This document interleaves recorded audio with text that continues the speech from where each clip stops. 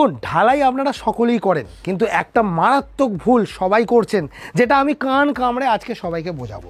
যেটা প্রথম ব্যাপার হচ্ছে, ঢালাই করার সময় দেখবেন যখন পাটাটা পিটছেন, যেটাকে আমরা ফ্লোটিং বলে থাকি, ঠিক আছে, পাটাটা পেটার সময় দেখবেন অনেক বেশি জল কিন্তু উপরে ভেসে উঠছে, যেটাকে আমরা টেকনিক্যালি ব্লিডিং বলে থাকি।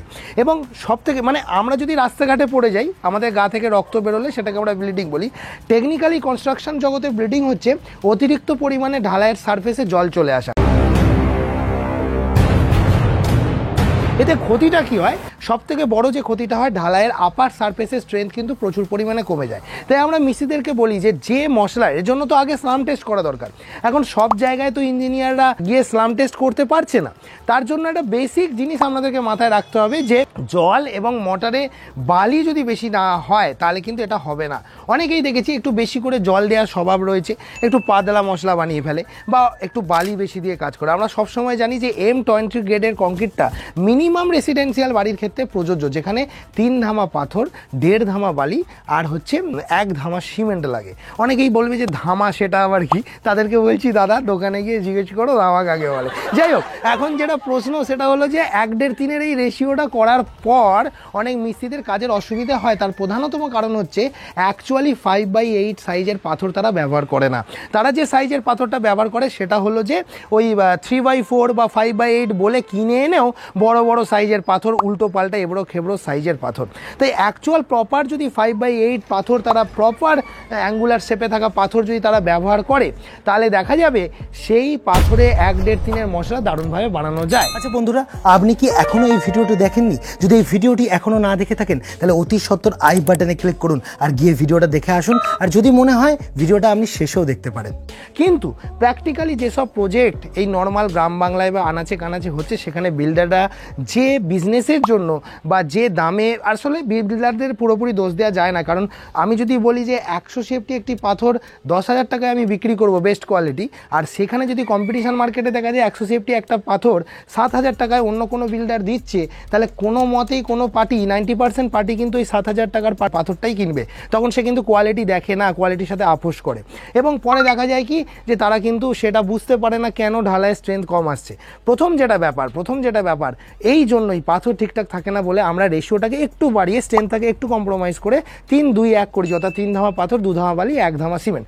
কিন্তু ঢালাই মশলা যারা মাখে তাদেরকে দেখেছি তারা কিন্তু বালিটা তার থেকেও বেশি দেয়, অর্থাৎ এতটা চূড় করে দেয়, পাথরের ধামাটা তোবড়ানো থাকে আর বালির ধামাটা এতটা ফাইন থাকে, উঁচু করে দেয়, দেখা যায় রেশিওটা 3-3-1 হয়ে যায়, অর্থাৎ 3টে পাথর, 3টে বালি, 1টা সিমেন্ট। এই রকম ক্ষেত্রে কিন্তু ব্লিডিংটা হয়। অর্থাৎ যখন আপনি পাটাটা ঠুকবেন, দেখবেন ছাদের উপরটা জল জলে হয়ে রয়েছে। কি জল জলে হয়ে রয়েছে? এই জিনিসটা আমরা ইঞ্জিনিয়াররা মানা করে থাকি। সবসময় জেনে রাখবেন, আপনি যদি ভালো বাড়ি করতে চান, ওই অতিরিক্ত জলটা কিন্তু উঠলে হবে না, ততটা পরিমাণে বালি দিন, ততটা পরিমাণে জল দিন। এটা তো হচ্ছে আপনি বুঝে করছেন যে হ্যাঁ পাটা মারলেন, উঠছে না। এবার ধরুন আপনার ছাদের ক্ষেত্রে হয়ে গেছে, এমন অবস্থায় কি করবেন? আমি একটা ভিডিও দেখাচ্ছি আপনাদেরকে, ভিডিওটা দেখুন, আগে ভিডিওটা দেখুন ভালো করে মন দিয়ে। হ্যাঁ, এই যে ভিডিওটা চলছে, এখানে আমরা দেখতে পাচ্ছি যে কাটারি দিয়ে পাটা কাটা চলছে। হ্যাঁ, দেখতে পাচ্ছেন? কেন দেখছেন এটা? তার কারণ হচ্ছে এই যে অতিরিক্ত জলটা উঠে গেছে, এবার কোনো মিস্ত্রি যাদের অভিজ্ঞতা নেই এই জলটা উপরে রেখে দেয়, এবং রেখে দেওয়ার পরবর্তীতে যখন ছাদটা তার পরের দিন উঠে দেখা যায় যে চোগলা ওঠার মতো লেয়ার উঠে যাচ্ছে। আপনাদেরকে একটু ছবিটা দেখাতে চাইবো, ঠিক যেমন এখানে দেখতে পাচ্ছেন যে এখানে একটা লেয়ার এরকম উঠে বেরিয়ে যেতে চাইছে। এটা কখন হয়? এটা হয় শুধুমাত্র ওই ধরনের কেসগুলোতে।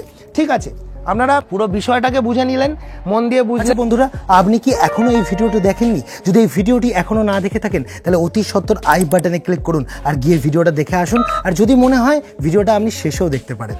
এই কেসগুলো যদি না করতে চান, তার জন্য আপনাদেরকে কি করতে হবে, যে ওই জলটাকে কিন্তু ওখানে স্ট্যাক হতে দেওয়া যাবে না। তাই সঙ্গেই যদি অতিরিক্ত জলটা উঠেও যায়, জলটাকে বাইপাস করে বার করে দিতে হবে। সেটাই কিন্তু এই ভিডিওতে করা চলছে যাদের ক্ষেত্রে হয়ে গেছে। কিন্তু যারা নতুন ছাদ ঢালাই করতে যাচ্ছেন, তারা কিন্তু এই বিষয়গুলোর পেছনে সচেতন থাকুন, নাহলে কিন্তু এই সমস্যাগুলোয় আপনাদেরকে পড়তেই হবে। আমি ইঞ্জিনিয়ার কিংসু কুমার কান কামড়ে আপনাদের জন্য ভিডিও বানাই, এবং এই ব্লিডিং প্রবলেমটা যদি আপনারা সমাধান করতে পারেন তাহলে আপনাদের ছাদের কোয়ালিটি কিন্তু 10 to 15% ইমপ্রুভ করবে, এটা আমার গ্যারেন্টি। দেখা হবে পরবর্তী কোনো ভিডিওতে। আজকের ভিডিওটা এখানেই শেষ করব। তবে ভিডিওটা শেষ করার আগে বাড়ি নির্মাণের একটা বিশাল ইম্পর্টেন্ট টিপস আপনাদেরকে দিয়ে রেখে যেতে চাই, যে টিপসটা আপনাদের জন্য প্রচুর পরিমাণে কাজে লাগতে চলেছে। খুব মন দিয়ে একটা জিনিস ভালো করে বুঝে দেখুন, অনেকেই ঘরে অ্যাটাচ টয়লেট করছে। এই টিপসটা আপনাদের জন্য কিংসু কুমারের তরফ থেকে, ইঞ্জিনিয়ার কিংসু কুমারের তরফ থেকে। অ্যাটাচ টয়লেট করার সময় আপনারা একটা জিনিস সবসময় মাথায় রাখবেন, যে আপনি বেডটা কোন জায়গায় বসাচ্ছেন। আপনার বেডের সোজাসুজি যদি অ্যাটাচ টয়লেটের গেট হয়, তাহলে যখন আপনি পায়খানা করতে যাবেন তখন ওই গেটটা পায়খানা করে বেরোনোর পর যখন খুলবেন, সেখান থেকে ডাইরেক্ট দুর্গন্ধটা কিন্তু আপনার বিছানায় শুয়ে থাকা ব্যক্তির নাকে ঢুকবে। তাই কখনোই বেডের সোজাসুজি কিন্তু অ্যাটাচ টয়লেটের গেট করা যাবে না। এই টিপসটা আপনাদের জন্য দিয়ে রাখবো। আচ্ছা, আপনি এই চ্যানেলটি কেন সাবস্ক্রাইব করবেন জানেন? কারণ বাড়ি নির্মাণ বিষয়ে বাংলার একমাত্র কুমার কনস্ট্রাকশনই হলো এমন একটি চ্যানেল যেটা সঠিক পরামর্শ দেয়। তাই দেরি না করে অতি সত্বর আমার চ্যানেলটিকে সাবস্ক্রাইব করে রাখুন, আর এরকম ভিডিও প্রতিনিয়ত পেতে থাকুন। দেখা হবে পরবর্তী কোনো ভিডিওতে, তখন ভালো থাকবেন। আর এই যে দুটো ভিডিও আমাদের স্ক্রিনের সামনে এলো, গিয়ে দেখুন। আর মাঝের এই সাবস্ক্রাইব বাটনটি ক্লিক করলে আমার ভিডিও সাথে সাথেই পাবেন, যার কারণে বাড়ি নির্মাণের বিষয়ে আর কেউ কোনোদিন আপনাদের ঠকাতে পারবে না। বাই।